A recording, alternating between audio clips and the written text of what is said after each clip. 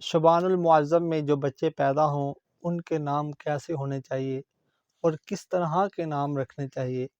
آج ہر بندے کی ضرورت ہے اور ہر بندہ یہی چاہتا ہے کہ اللہ تعالیٰ مجھے بیٹا دے اور میں ایک یونیک نام رکھوں، ایک نیا نام رکھوں۔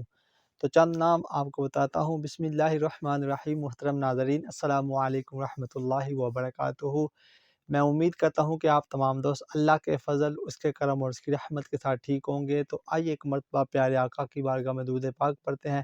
الصلاۃ والسلام علیک یا سیدی یا رسول اللہ وعلی آلک وصحبک یا سیدی یا حبیب اللہ۔ الصلاۃ والسلام علیک یا نبی اللہ وعلی آلک وصحبک یا خاتم النبیین۔ سب سے پہلے دعا کرتے ہیں کہ یا اللہ، جو لوگ بے اولاد ہیں اللہ انہیں نیک اور صالح اولاد عطا فرما، اور جن کی اولاد ہے انہیں اپنے والدین کا تابع دار اور فرما بردار بنا۔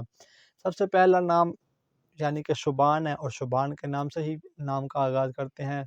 شبان، نوجوان مرد، اس کا مطلب ہے، شبان کا مطلب ہے نوجوان مرد۔ ارحم، ارحم کا مطلب ہے رحم کرنے والا۔ نام ہے اذان، فرما برداری کرنے۔ نام ہے ذوحان، تحفہ۔ نام ہے ارمغان، تحفہ ہدیہ۔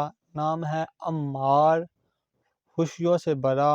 نام ہے روحان، خوشیاں۔ نام ہے ماحل، ترقی۔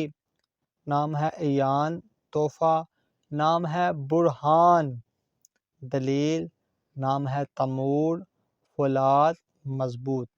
نام ہے جاسم، شمشیر، تیز تلوار۔ نام ہے جواد، سخی۔ نام ہے حارث، کاشتکار۔ نام ہے غازی، فتح۔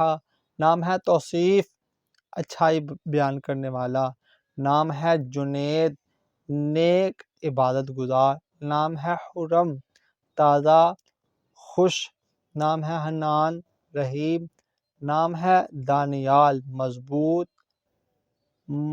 منصف۔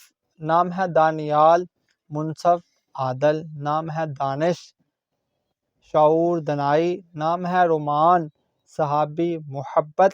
نام ہے مرتضیٰ، پسندیدہ۔ نام ہے فرحان، خوش ہونے والا۔ کہتے رہتے ہیں دعا کے واسطے بندے تیرے، کر دے پوری آرزو ہر بے کس و مجبور کی۔